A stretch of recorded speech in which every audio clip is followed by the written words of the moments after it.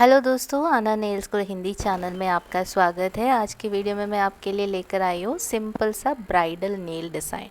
तो आज हम देखेंगे ये मैंने कैसे किया। ये मैंने बेसिकली पॉलीजेल और बिल्डर जेल दोनों को साथ में इस्तेमाल करते हुए बनाया है।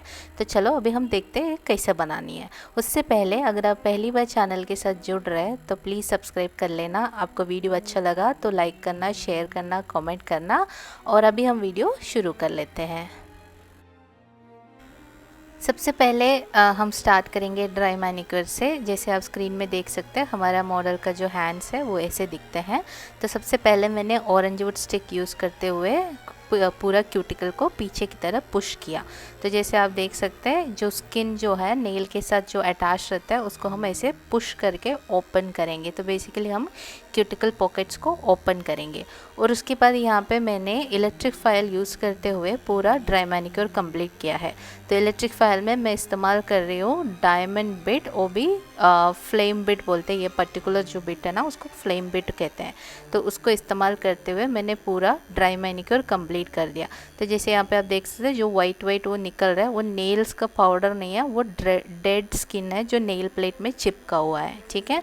तो जब इलेक्ट्रिक फाइल इस्तेमाल करते हो आपको ध्यान देनी है नेल प्लेट को ओवर फाइल नहीं करना है। सिर्फ नेल में जो चिपका हुआ डेड स्किन है सिर्फ वही निकलना चाहिए नेल प्लेट से। ओके। और उसके बाद क्यूटिकल को इसी तरीके से रोल करते हुए पीछे हम उठा देंगे। उसके बाद इसको ट्रिम कर देंगे। तो ये पूरा करा। उसके बाद मैंने हैंड फाइल से ही पूरा नेल प्लेट का शाइन भी रिमूव कर दिया था। थोड़ा नेल को बफ भी कर दिया था और कॉर्नर्स को राउंड भी कर दिया था। और उसके बाद मैंने यहाँ पे लिंट फ्री और अल्कोहल से अच्छे से नेल्स को क्लीन कर दिया। तो जब भी एक्सटेंशन करते हैं उससे पहले जो डस्ट जो हम फाइलिंग वगैरह करते हैं उससे जो डस्ट निकलता है उसको भी निकालनी है। और नेल प्लेट में जो भी ऑयल मॉइस्चर है वो भी निकल जाता है इसी तरीके से लिंट फ्री वाइप और अल्कोहल से वाइप करने से। और उसके बाद अभी मैं जा रही हूँ नेल टिप्स लगाने के लिए। तो यहाँ पे मैं ये वाली टिप यूज़ कर रही हूँ। ये आपने देखा होगा मेरे प्रीवियस वीडियो में। ये थोड़ा डीप कर्व स्क्वायर शेप का टिप है। और ये फ्रेंच टिप बोलते हैं इसको, क्योंकि इसका जो टिप है वो थोड़ा फ्रेंच वो यू कर्व की तरह है, तो इसलिए इसको फ्रेंच टिप भी बोलता है। तो ये क्लियर है, मैं मोस्टली क्लियर वाला ही इस्तेमाल करती हूँ, मेरा पर्सनल प्रेफरेंस है। तो यहाँ पे मैंने मेशर कर दिया और उसके बाद मैंने सारे फिंगर्स का नेल्स को मेशर करके जो करेक्ट टिप है उसको साइड में रख दिया और उसको थोड़ा प्रेप भी किया। प्रेप करने के बाद अभी हमें लगानी है, इसको ग्लू लगा के नेल्स पे अटैच करनी है।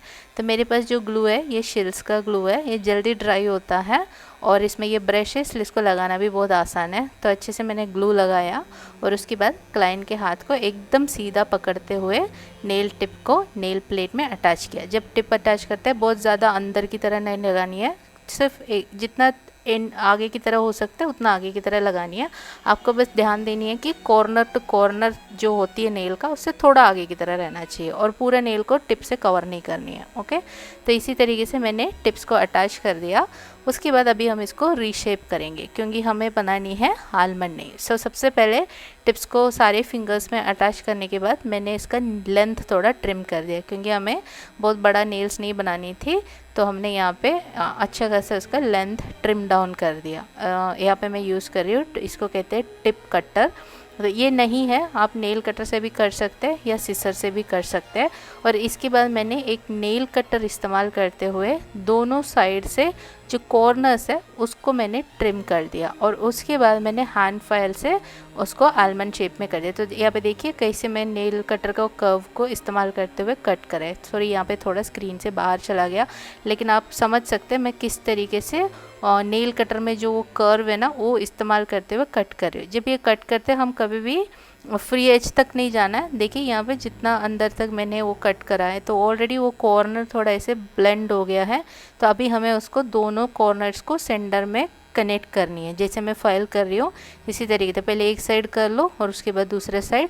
और जैसे आप ऑलमोस्ट क्लोज आने लग जाते हैं तो फिर आपको दोनों साइड को इक्वली ध्यान देते हुए फाइल करनी है, नहीं तो फिर आलमंड का एक साइड बड़ा रहेगा और एक साइड ज़्यादा फाइल हो जाएगा। इसलिए ऐसे दोनों साइड को देखते हुए इक्वली उसको फाइल करते करते आप आलमंड शेप फॉर्म कर सकते हैं।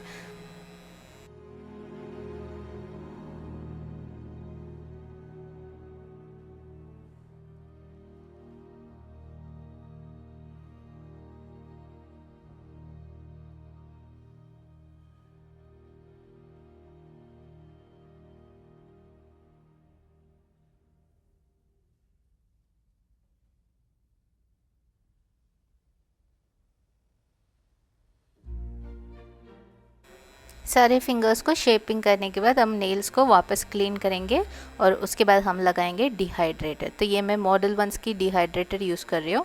उसके बाद हम लगाएंगे एसिड फ्री प्राइमर, और भी सिर्फ नेल प्लेट में ही लगानी है। और उसके बाद प्रोडक्ट लगाने से पहले एक थिन लेयर का बेस कोट भी लगाएंगे सिर्फ नेल प्लेट में। अगर आप चाहो तो पूरा भी लगा सकते हैं, बट मैं सिर्फ नेल प्लेट में ही लगाती हूँ। वो भी बहुत ज़्यादा नहीं लगाती, बहुत ही पतला लेयर पे, थिन लेयर पे ही अप्लाई करती हूँ। हमें बस एक बेस देनी है, क्योंकि बेस कोट जो है जेल एक्सटेंशन करते तो वो थोड़ा एक्स्ट्रा एडिशन क्रिएट कर देता है, और निकालने के टाइम पे भी आपको इजी रहता है, एक बेस कोट रहता है। तो इसके लिए मैंने यहाँ पे थिन लेयर बेस कोट लगाया और उसको मेरे लाम पे 30 सेकेंड मैंने क्योर कर दिया है।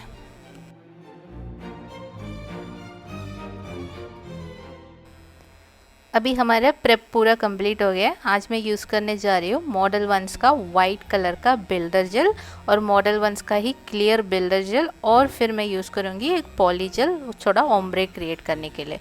तो ये है मॉडल वंस का वाइट पॉली जेल। जैसे आप देख सकते हैं ये थोड़ा थिक कंसिस्टेंसी वाला है, तो आप बिगिनर है तो ये आपको काम करने में बहुत ईजी रहेगा। तो यहाँ पे सबसे पहले मैंने थोड़ा सा प्रोडक्ट ब्रश में लिया, और उसके बाद मैंने जहाँ पे मुझे वो वाइट लगानी है सिर्फ वहाँ पे मैंने एक स्लिप लेयर का बेस दिया। अभी मैंने यहाँ पे इतनी जगह पे स्लिप बेस दिया क्योंकि मेरा सिर्फ जो फर्स्ट पार्ट और फर्स्ट हाफ है नेल्स का, और या आधा पार्ट है जहाँ पे मैं वाइट बिल्डर जेल इस्तेमाल कर रही हूँ, सिर्फ उधर ही मुझे स्लिप बेस देना था, क्योंकि पीछे वाले पार्ट में मैं पॉली जेल इस्तेमाल करने जा रही हूँ। तो पूरे नेल्स पे लगाने की ज़रूरत नहीं है, जहाँ तक बिल्डर जेल को लगानी है वहाँ तक आप स्लिप बेस दे सकते हैं। तो अभी आप पूछेंगे कि हम स्लिप बेस क्यों लगाते हैं, क्योंकि जब जेल लगाते हो ना, उसको अगर आगे पीछे आपको मूव करनी है और आराम से वो मूव करनी है, तो आपको एक स्लिप बेस होना अच्छा रहेगा, क्योंकि वो नीचे स्लिपरी बेस होता है तो जेल अपने आप आराम से मूव करेगा। तो इसके लिए हम स्लिपरी बेस पहले देते हैं। अभी मैंने एक बीड लिया, उसको मैंने हाफ साइड में रिलीज़ किया जैसे आप देख सकते हैं। उसके बाद जो एक्सेस प्रोडक्ट है उसको एक थ्रेड की तरह हमेशा ब्रश कनेक्टेड रहना चाहिए प्रोडक्ट के साथ। उसके बाद इसी तरीके से राउंड राउंड करते हुए, पेंडुलम मूवमेंट कहते हैं इसको, इसी तरीके से वो एक्सेस प्रोडक्ट को आप ऐसे ही रोल करते करते करते आपके टिप तक ले आएंगे, और उसके बाद उसको आप ब्रेक कर लेंगे। और यहाँ पे मैंने इतना करा, और इसके बाद मैंने इसको क्योर करने के लिए भेजा है। वो भी मैंने यहाँ 60 सेकेंड का क्योरिंग किया, क्योंकि ये वाइट जेल है तो ज़्यादा टाइम लगेगा।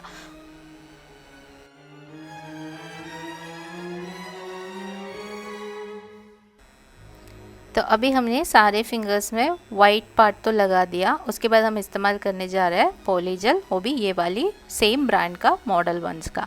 तो ये जो है थोड़ा सा डार्क न्यूड कलर है, तो इसलिए मैंने ये वाला यूज़ करने को डिसाइड किया, क्योंकि मेरे पास ऐसे ओपेक बिल्डर जेल नहीं था, इसलिए मैंने इधर पॉली जेल को इस्तेमाल किया।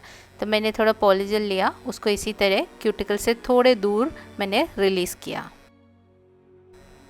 अब इसके बाद मैं यूज़ करूँगी एक अलग ब्रश, जो है कि एक सिंथेटिक ब्रश है, जो एक्रिलिक का आता है, जो सिंथेटिक ब्रश है वो वाला इस्तेमाल कर रही हूँ। उससे मैंने इसी तरीके से पीछे की तरफ पुश करते हुए जेल को आराम से क्यूटिकल का क्लोज जाएंगे, और इसके साथ साथ हमें एपेक्स भी फॉर्म करनी है। तो जैसे आप देखोगे तो मैं इसके ऊपर साइड में ज़्यादा दबाती नहीं हूँ, मोस्टली मैं क्यूटिकल की तरह ऐसे पुश करके वो क्लीन क्यूटिकल क्रिएट कर देती हूँ। उसके बाद जो एक्सेस है उसका आगे वाला पार्ट को मैं पुश करती हूँ। तो यहाँ पे जैसे मैं आगे प्रोडक्ट को पुश कर रही थी, तब मैंने नोटिस किया कि मेरा पॉली जेल जो क्वांटिटी है वो थोड़ा ज़्यादा था।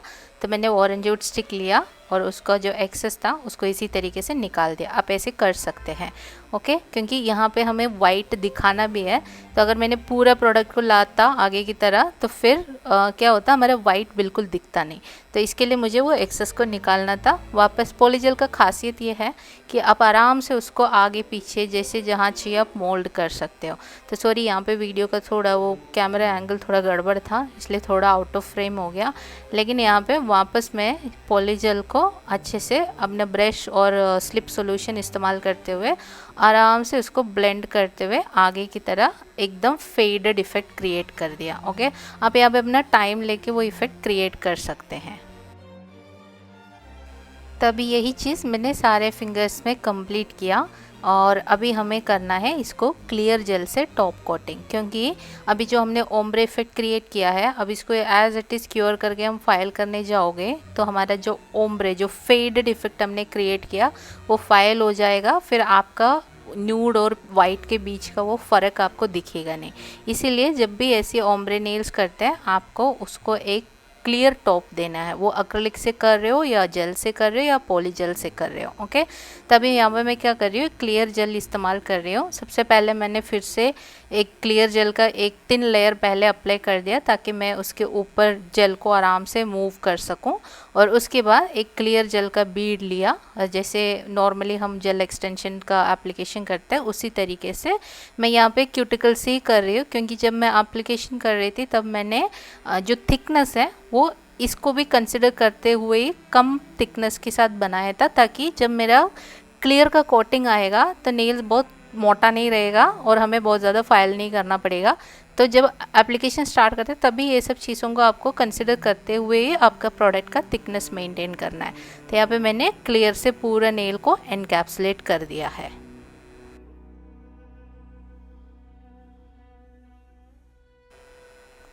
इनकैप्सुलेशन कंप्लीट करके हमने नेल्स को क्योरिंग के लिए भेजा और अभी ये बिफोर फाइलिंग ये ऐसे दिखता है, आप देख सकते हैं ऑलमोस्ट क्लीन है। अब इसके बाद हम इसको थोड़ा ओवरऑल शेपिंग करके थोड़ा एक्स्ट्रा जो थिकनेस है वो सब फाइल डाउन करेंगे और फाइलिंग, शेपिंग और बफिंग करेंगे।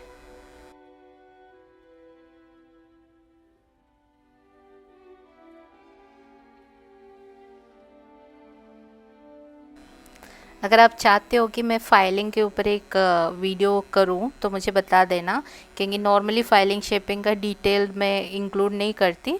बट अगर आप चाहते हो कि फ़ाइलिंग के बारे में भी थोड़ा कवर करनी है तो मुझे बता देना, तो नेक्स्ट वीडियो में मैं उसका डिटेल स्टेप इंक्लूड करूँगी। ओके, तो यहाँ पर मैंने पूरा फाइलिंग कम्प्लीट किया है।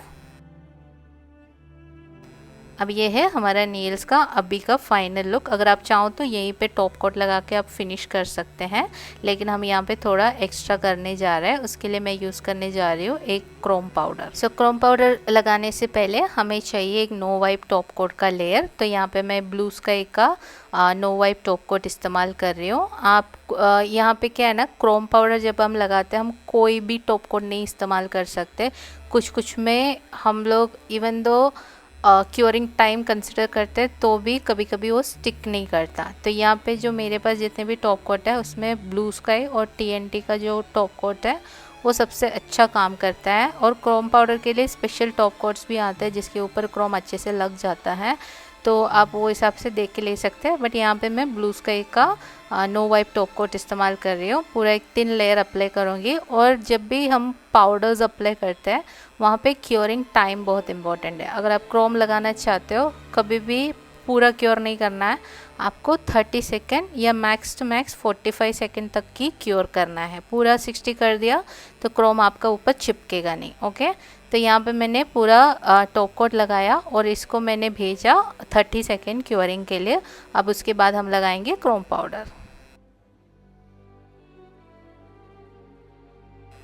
तो यहाँ पे मैं ये वाली क्रोम पाउडर इस्तेमाल कर रही हूँ। भले ये थोड़ा सा पिंकिश एंड गोल्ड के बीच का ट्रांसलेशन है कलर्स में, तो ये मैं एक आई शेडो एप्लीकेटर यूज़ कर रही हूँ। आप सीधा ग्लाउज से भी कर सकते हैं, बट ये मुझे ज़्यादा कंफर्टेबल लगता है तो मैं ये वाली आई शेडो एप्लीकेटर से क्रोम को अप्लाई करती हूँ। कोई भी क्रोम हो मैं यही प्रोसेस फॉलो करती हूँ। अब मैंने एक सिलिकन आई शेडो एप्लीकेटर का भी मैंने मंगा के रखा है, अभी तक ट्राई नहीं किया, बट उसको भी जल्दी मे बी नेक्स्ट कोई तो वीडियो में ट्राई करूँगी। और अभी इसी तरीके से रब करते हुए आपको क्रोम को अप्लाई करना है। अब क्रोम अप्लाई करने के बाद एक और टेक्निक है, हम सीधा टॉप कोट नहीं लगाएंगे, क्योंकि आपने देखा होगा क्रोम आज लगाया 2-3 दिन बाद वो नीचे से गायब होने लगता है, नेल से गायब हो जाता है, राइट। वो इसलिए होता है क्योंकि हमने टॉप कोट के ऊपर क्रोम रब कर रहा है और वापस टॉप कोट लगा रहे हैं, तो दोनों के बीच में ग्रिप नहीं बना रहता। तो इसके लिए एक प्रो टिप है, आप इसको लगाने के बाद अपना बेस कोट लेके उसका एक थिन लेयर से उसको पहले सील कर देना, क्योर कर देना, और उसके बाद वापस आप अपना नो वाइप टॉप कोट से अगेन उसको टॉप कोट करना। तो यहाँ पे मैंने पहले टॉप बेस कोट लगाया था, फिर उसके ऊपर मैंने टॉप कोट लगाया नो वाइप वाला, वही सेम ब्लू स्काई का ही लगाया था। और उसके बाद मैंने 60 सेकेंड उसको क्योर कर दिया। और ये रहा हमारा सबसे बेसिक वर्जन ब्राइडल नेल्स का। अब इसमें आप और भी कर सकते हैं, आपको और एडिशनल थोड़ा सा और वाइल्ड टाइप चाहिए तो आप इसमें और भी बहुत कुछ कर सकते हैं। बट एक जो भी एक ब्राइड बोलते हैं कि मुझे एकदम सिंपल सा चाहिए, तो ये आपके लिए एक ऑप्शन है। अगर आप चाहते हो और ब्राइडल नेल्स का वैरायटी अलग अलग चाहिए, देखना है आपको, तो मुझे कमेंट्स में बता देना, तो मैं आगे वीडियोस में वो भी कंसिडर करेंगे। और ये रहा हमारा फाइनल नेल डिज़ाइन। और मुझे बताना आपको वीडियो कैसा लगा। अच्छा लगा तो सब्सक्राइब करना, वीडियो को लाइक करना, शेयर करना और कमेंट्स करना बिल्कुल मत भूलना। अभी हम मिलेंगे अगले वीडियो में, तब तक अपना ध्यान रखिएगा और थैंक यू फॉर वॉचिंग।